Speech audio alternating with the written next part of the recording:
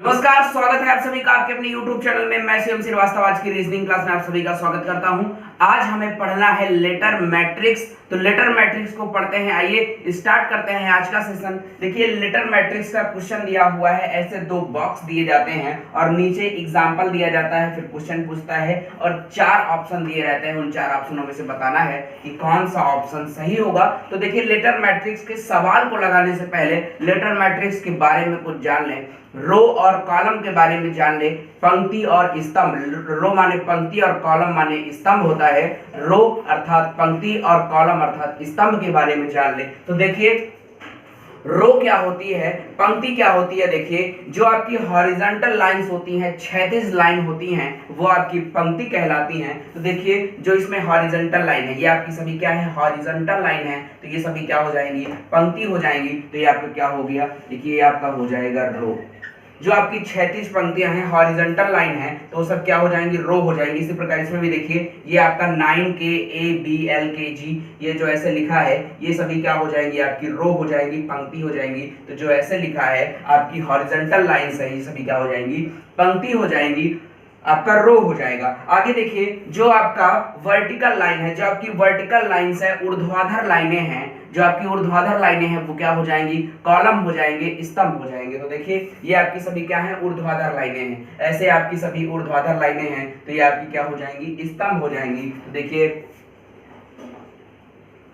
ये आपकी क्या हो गई, स्तंभ हो गए। तो देखिए ये जो लाइनें होती हैं, क्षैतिज लाइनें आपकी हॉरिजॉन्टल लाइंस होती हैं, ये सभी पंक्तियां होती हैं। और जो आपका ऊर्ध्वाधर लाइनें होती हैं, ये सभी क्या होते हैं, आपके स्तंभ होते हैं। इसमें भी सब क्या होंगे, आपके स्तंभ होंगे। तो आपको पंक्तियां और स्तंभ समझ में आ गए होंगे कि पंक्तियां क्या होती हैं, रो क्या होती है और कॉलम क्या होता है। तो आपको रो पता चल गया और कॉलम पता चल गया। अब देखिए क्वेश्चन को लगाने की कोशिश करते हैं। क्वेश्चन को लगाने की शुरुआत करते हैं। दे रहा है P बराबर 23, P बराबर 23 दे रहा है, 23 दे रहा है, P का मान दे रहा है और गेट का मान पूछ रहा है। गेट बराबर क्वेश्चन मार्क लिखा है, P बराबर 23 और गेट बराबर क्वेश्चन मार्क।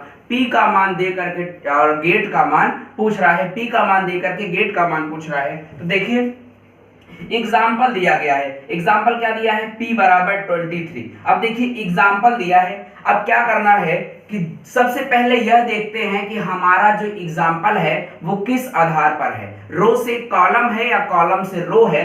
जिस आधार पर होता है उसी आधार पर हम अपना आंसर करते हैं। तो देखिए सबसे पहले एग्जाम्पल चेक करते हैं। P बराबर 23, रो से कॉलम दिया है, रो से कॉलम के आधार पर, रो से कॉलम के आधार पर दिया है या कॉलम से रो के आधार पर दिया है। तो P बराबर 23 चेक करते हैं। देखिए P बराबर, यहां देखिए आप 23 है। देखिए पहले रो से कॉलम चेक करते हैं। देखिए आपका 2, रो में देखा मैंने 2 मिला और कॉलम में देखा तो 3 मिला। देखिए पहले रो में देखा P का मान, तो देखिए 2 मिला और कॉलम में देखा तो 3 मिला। तो 23 हो गया। P का मान जो दिए है वो रो टू कॉलम दिए है, रो से कॉलम के आधार पर दिए है, पंक्ति से स्तंभ के आधार पर दिए है।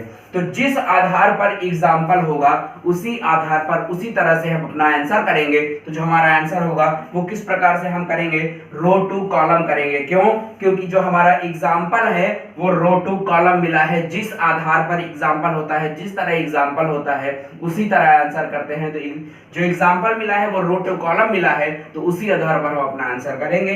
तो रो टू कॉलम गेट का मान हमें बताना है। देखिए गेट का मान रो टू कॉलम बताना है। देखिए चेक करते हैं कि गेट का मान आपका रो टू कॉलम इन चार ऑप्शनों में से कौन सा होगा। तो देखिए G, पहला अक्षर जो दिया है वो G दिया है। अब देखिए G का मान 66 दे रहा है, तो इधर 6 नहीं है, 6 इधर है।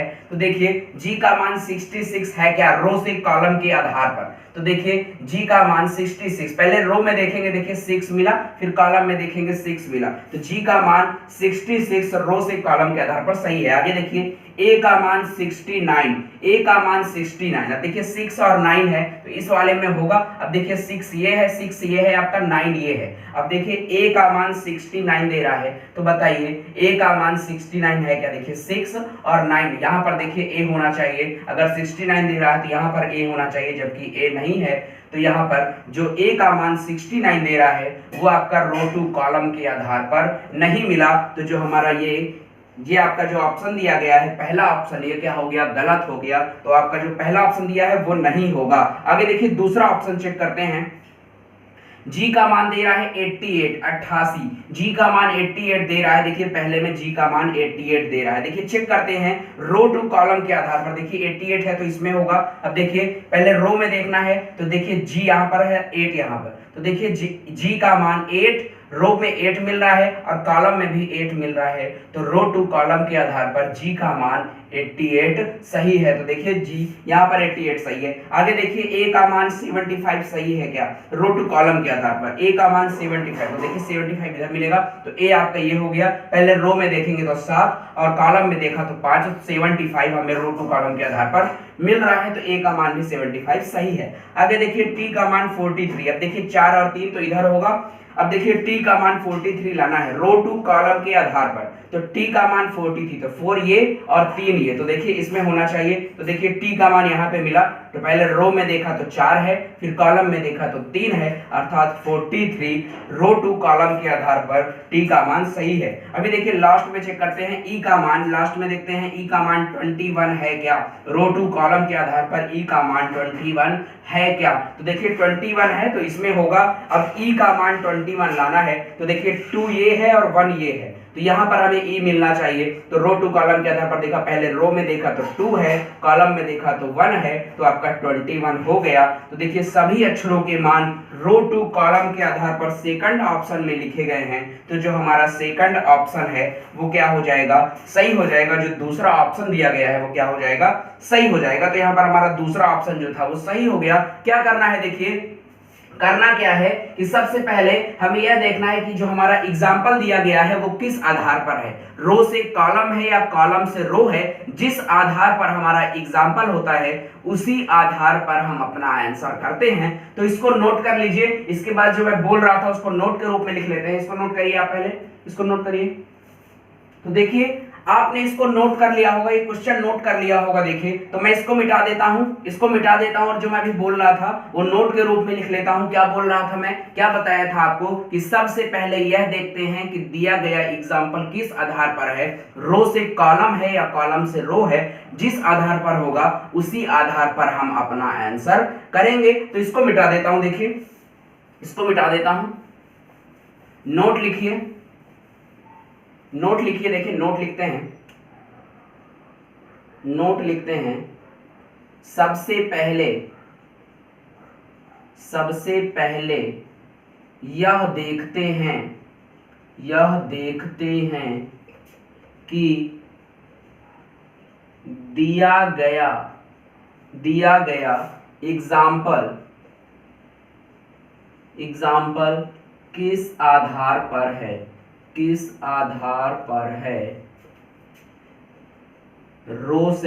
किस आधार पर है,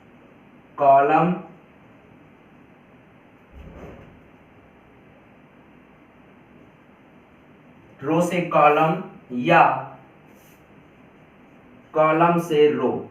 ठीक उसी आधार पर, जिस आधार पर होगा, रो से कॉलम होगा तो रो से कॉलम, और कॉलम से रो होगा तो कॉलम से रो। ठीक उसी आधार पर हम अपना आंसर करते हैं। तो देखिए नोट के रूप में लिखवा दिया है जो मैं बोल रहा था कि सबसे पहले यह देखते हैं कि दिया गया एग्जाम्पल किस आधार पर है, रो से कॉलम है या कॉलम से रो है। जिस आधार पे होगा, रो से कॉलम होगा तो रो से कॉलम, कॉलम से रो होगा तो कॉलम से रो। जिस आधार पर होगा उसी आधार पर हम अपना आंसर करेंगे। तो आपको ये समझ में आ गया होगा। देखिए ये आपको समझ में आ गया होगा, रो और कॉलम आपको समझ में आ गया होगा, पंक्ति और स्तंभ समझ में आ गए होंगे। अगर एक अभी समझ में ना आया हो तो मैं आपको एक बार और सरल शब्दों में बता दूं कि जो आपकी 36 लाइनें होती हैं, हॉरिजॉन्टल लाइंस होती हैं, वो सभी क्या होती हैं, आपकी पंक्ति होती हैं। ऐसे ना समझ में आ रहा तो ऐसे समझ लीजिए कि जो आपकी लेटी हुई लाइनें होती हैं, देखिए ये सभी क्या है, आपकी लेटी हुई लाइनें हैं। ये सभी आपकी लेटी हुई लाइनें हैं। जो आपकी लेटी हुई लाइनें होती हैं ये सभी क्या होती हैं, रो होती हैं, पंक्तियां होती हैं। तो ये क्या हो गई आपकी, देखिए ऐसे तीर लगा है अर्थात ये सभी क्या है, रो हैं। और जो आपकी खड़ी हुई लाइनें होती हैं वो क्या होती हैं, वो आपके स्तंभ होते हैं, कॉलम होते हैं। तो देखिए ये सभी क्या है, आपकी खड़ी हुई लाइनें हैं, ये सभी आपकी खड़ी हुई लाइनें हैं, तो ये क्या हो जाएंगे, स्तंभ हो जाएंगे। इसमें भी देखिए ये सब क्या है, खड़ी हुई लाइनें हैं, तो ये सब क्या हो जाएंगे, आपके स्तंभ हो जाएंगे। तो ऐसे तीर लगाए, देखिए ये सब क्या हो गए, आपके स्तंभ हो गए। तो जो आपकी लेटी हुई लाइनें हैं ये पंक्ति हो गई, जो खड़ी हुई लाइनें हैं ये स्तंभ हो गए। अब आपको एकदम क्लियर हो गया होगा। तो देखिए पहला क्वेश्चन हमने कर लिया है, इसमें क्या था कि एग्जाम्पल दिया गया था, एग्जाम्पल दिया गया था और मैंने आपको बताया कि जिस आधार पे एग्जाम्पल होगा, अगर एग्जाम्पल दिया गया है तो एग्जाम्पल को चेक करेंगे, जिस आधार पे एग्जाम्पल होगा उसी आधार पे आंसर करेंगे। रो से कॉलम होगा तो रो से कॉलम आंसर करेंगे, कॉलम से रो होगा तो कॉलम से रो के आधार पर आंसर करेंगे। बट लेकिन अगर एग्जाम्पल ना दिया गया हो तो क्या करेंगे, अगर एग्जाम्पल ना दिया गया हो तो क्या करेंगे, तो आप इस नोट को नोट करिए, इस नोट को लिख लीजिए। इसके बाद मैं बताता हूं कि अगर एग्जाम्पल नहीं दिया गया है तो क्या करना है, कैसे क्वेश्चन को सॉल्व करना है। तो नोट करिए इसे, देखिए आगे बताता हूं। तो देखिए आपने इसे नोट कर लिया होगा, इसे मिटा देते हैं, इसे मिटा देता हूं। अभी हमने ऐसा क्वेश्चन किया, देखिए दो ही प्रकार का क्वेश्चन बनता है आपका लेटर मैट्रिक्स में। एक बनेगा जिसमें एग्जाम्पल दिया रहता है और दूसरा बनता है जिसमें एग्जाम्पल नहीं देता, डायरेक्ट क्वेश्चन देता है। तो देखिए एग्जाम्पल वाला क्वेश्चन हमने कर लिया, अब हम करेंगे बिना एग्जाम्पल वाला क्वेश्चन जिसमें एग्जाम्पल नहीं देगा। तो क्वेश्चन लिख लेता हूं मैं, देखिए क्वेश्चन लिख लेता हूं। पूछ रहा है यहाँ पर नेम का कोड, देखिए नेम का आपका जो होगा, नेम का कोड क्या होगा। तो देखिए ऑप्शन दे रहा है आपका, चार ऑप्शन दे रहा है, चार ऑप्शन दे रहा है 31, 86, 30, 30 और आपका 20। बी नंबर ऑप्शन दे रहा है, देखिए बी नंबर ऑप्शन दे रहा है 13, 76, 14 और आपका 24। सी नंबर ऑप्शन दे रहा है, सी नंबर ऑप्शन दे रहा है 32, 75, आपका 43 और आपका 31। फिर देखिए डी नंबर ऑप्शन दे रहा है, डी नंबर ऑप्शन दे रहा है आपका 41, 41, 78, 41, 78, 32 और आपका 30, 32 और आपका 30। ये चार ऑप्शन दिए हैं, ये चार ऑप्शन दिए हैं और नेम का कोड पूछ रहा है कि कौन सा ऑप्शन होगा इसका आंसर, ये बताना है हमें। अब देखिए एग्जाम्पल नहीं दिया है, जब एग्जाम्पल दिया था तो मैंने आपको बताया था कि कैसे करेंगे। सबसे पहले देखेंगे कि एग्जाम्पल किस आधार पर है, रो से कॉलम है या कॉलम से रो है, ठीक उसी आधार पर हम अपना आंसर करेंगे। अब एग्जाम्पल ही नहीं दिए हैं तो क्या करना है, यदि एग्जाम्पल ना दिया गया हो, देखिए इस क्वेश्चन में एग्जाम्पल नहीं दिया है तो कैसे करेंगे, यदि एग्जाम्पल ना दिया गया हो या अनिश्चित हो तो रो से कॉलम को वरीयता देते हैं। यदि एग्जाम्पल ना दिया गया हो या अनिश्चित हो तो रो से कॉलम को वरीयता देते हैं, अर्थात पहले रो से कॉलम चेक करेंगे और अगर रो से कॉलम के आधार पर ना मिले तो कॉलम से रो चेक करेंगे। तो देखिए किसको वरीयता देते हैं, रो से कॉलम को वरीयता देते हैं। देखिए किसको वरीयता देते हैं, रो से कॉलम को वरीयता देते हैं, रो से कॉलम को वरीयता देते हैं। अब देखिए सबसे पहले रो से कॉलम चेक करेंगे और रो से कॉलम के आधार पर नहीं मिलेगा तो कॉलम से रो चेक करेंगे। तो चलिए रो से कॉलम चेक करता हूं मैं। देखिए n का मान 31, रो से कॉलम चेक कर रहे हैं, n का मान 31 इसमें मिलेगा, 31 इसमें मिलेगा। देखिए रो से कॉलम चेक कर रहा हूं, 3 और आपका 1, देखिए 31, देखिए पहले रो में 3 और कॉलम में 1 अर्थात 31 सही है। आगे देखिए a का मान 86 इसमें मिलेगा, 8 ये है और 6 ये है, 86 और किसका मान है, a का मान, देखिए 86, a का मान 86, तो देखिए 8 ये और 6 ये, यहाँ पर a होना चाहिए, नहीं है, 86 कैसे मिलेगा, देखिए a का मान 8 ये और आपका पहले रो में 8 और आपका कॉलम में 6, 86, लेकिन यहाँ पर a नहीं है अर्थात a का मान रो से कॉलम के आधार पर 86 नहीं होगा। तो ये वाला एग्जाम्पल हमारा रो से कॉलम के आधार पर फेल हो गया। दूसरा देखिए, दूसरा ऑप्शन देखिए दे रहा है n का मान 13, n का मान 13 दे रहा है, किसमें मिलेगा, इसमें मिलेगा। देखिए n का मान 1 पहले 1 रो में 1 और कॉलम में 3, तो देखिए 1 और 3 मिला अर्थात सही है। आगे देखिए ए का मान 76 इसमें होगा, पहले रो में देखेंगे तो 7 और फिर कॉलम में देखेंगे तो 6। 76 बोलिए ए का मान 76 है क्या? यहाँ पर ए है, देखिए यहाँ पर ए होता तभी यहाँ पर 7 और 6 होता, अर्थात रो में 7 और कॉलम में 6। देखिए यहाँ पर ए नहीं है अर्थात ये भी क्या हो गया, फेल हो गया। इसके आधार पर फिर आगे देखो n का मान 32, n का मान 32। अब देखिए 32 इसमें मिलेगा n का मान 3, पहले रो में 3 और कॉलम में 2। देखिए पहले यहाँ पे होना चाहिए n का मान रो में आपका 3 और कॉलम में 2। देखिए यहाँ पर n नहीं है, यहाँ पर n होना चाहिए तभी 32 मिलता, तो यहाँ पर n नहीं है तो ये वाला क्या हो गया, ये भी आपका रो से कॉलम के आधार पे फेल हो गया। लास्ट वाला देखते हैं रो से कॉलम के आधार पे मिलता है क्या, n का मान 41। तो देखिए पहले n का मान रो में 4 है, रो में 4 है और कॉलम में क्या है 1 है, तो इसमें मिलेगा देखिए n यहाँ पे होना चाहिए, देखिए 4 रो में 4 और कॉलम में 1, तो देखिए यहाँ पर n नहीं है। n अगर यहाँ पर होता तभी इसका मान रो से कॉलम के आधार पर पहले रो में देखते तो 4 और कॉलम में देखते तो 1, लेकिन यहाँ पे n नहीं है तो ये भी क्या हो गया, फेल हो गया।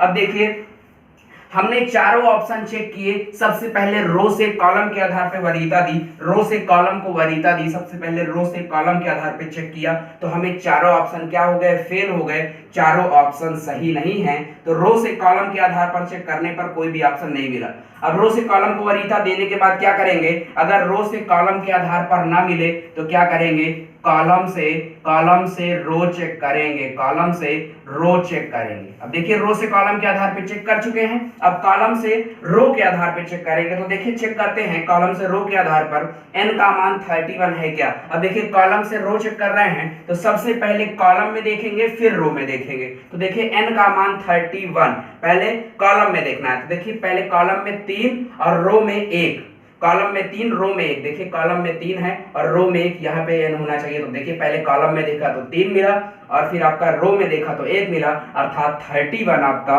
कॉलम से रो के आधार पर n का मान सही है। आगे देखिए 86 अर्थात कॉलम में 8 और आपका रो में 6, कॉलम में 8 रो में 6, तो देखिए इधर मिलेगा 86, 8 ये हो गया और आपका 6 ये हो गया। तो देखिए पहले कॉलम में देखा तो 8 मिला, फिर रो में देखा तो 6 मिला, अर्थात 86 कॉलम से रो के आधार पे सही है ए का मान। आगे देखिए m का मान 30 अर्थात m का मान कॉलम में 3 और रो में 0, कॉलम से रो चेक कर रहे हैं तो m का मान कॉलम में 3 होना चाहिए, रो में क्या होना चाहिए, 0 होना चाहिए। तो देखिए 3 0 किधर मिलेगा, इधर मिलेगा। तो पहले देखिए कॉलम में देखना है 3, तो कॉलम में देखिए 3 ये है और रो में आपका 0 ये है। तो देखिए m का मान पहले कॉलम में देखा तो 3 मिला और रो में देखा तो 0 मिला, अर्थात 30 क्या है, 30 क्या है, सही है। फिर देखिए लास्ट में आपका e का मान है, लास्ट में e का मान 20 अर्थात कॉलम में 2 और रो में 0, कॉलम में 2 मिलना चाहिए, रो में 0 मिलना चाहिए। तो देखिए e का मान पहले कॉलम में देखेंगे 2 में, तो देखिए e का मान देखिए कॉलम में 2 मिल रहा है और फिर देखिए रो में चेक किया तो क्या मिल रहा है, 0 मिल रहा है। पहले e का मान कॉलम में देखा तो 2 है, रो में देखा तो 0 है, अर्थात 20 ई का मान कॉलम से रो के आधार पे सही है। तो जो हमारा पहला ऑप्शन है ए नंबर वो क्या हो जाएगा, सही हो जाएगा। ये हमारा क्वेश्चन सॉल्व हो गया। इसमें ऑप्शन नंबर ए सही है। तो क्या करना है देखिए, यदि एग्जाम्पल ना दिया गया हो, ये जो क्वेश्चन था इसमें एग्जाम्पल नहीं दिया गया था, तो आपको फिर से बता दूं कि यदि एग्जाम्पल ना दिया गया हो तो सबसे पहले रो से कॉलम को वरीयता देते हैं। यदि एग्जाम्पल ना दिया गया हो तो रो से कॉलम को वरीयता देते हैं, और यदि रो से कॉलम के आधार पर ना मिले तो कॉलम से रो चेक करते हैं। तो ये क्वेश्चन आपका सॉल्व हो गया। इसको नोट कर लीजिए। तो जो मैं बोल रहा हूं उसके बाद नोट लिखवा देता हूं, नोट के रूप में लिखवा देता हूं। तो इस क्वेश्चन को नोट करिए, नोट के रूप में लिखवाता हूं। मैं जो बोल रहा था इसको लिखिए। ठीक, आपने इसे नोट कर लिया होगा, इसको मिटा देते हैं और जो मैं बोल रहा था उसको नोट के रूप में लिख लेते हैं। नोट लिखिए। यदि एग्जाम्पल ना दिया गया हो, यदि एग्जाम्पल ना दिया गया हो या अनिश्चित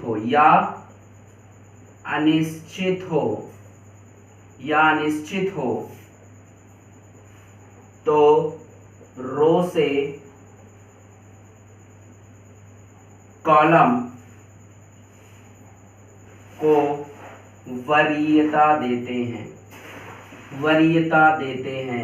वरीयता देते हैं अर्थात सबसे पहले रो से कॉलम चेक करेंगे और रो से कॉलम के आधार पे नहीं मिलेगा तो कॉलम से रो चेक करेंगे। देखिए नोट का मतलब यही है कि यदि एग्जाम्पल ना दिया गया हो या अनिश्चित हो तो रो से कॉलम को वरीयता देते हैं अर्थात सबसे पहले रो से कॉलम चेक करेंगे और यदि रो से कॉलम के आधार पर नहीं मिलेगा तो कॉलम से रो चेक करेंगे। तो आपका ये क्वेश्चन जो था वो सॉल्व हो गया। नोट के रूप में लिखिए इसे, देखिए लिख लिया होगा आपने। तो जो आज का सेशन था वो समाप्त हो गया है।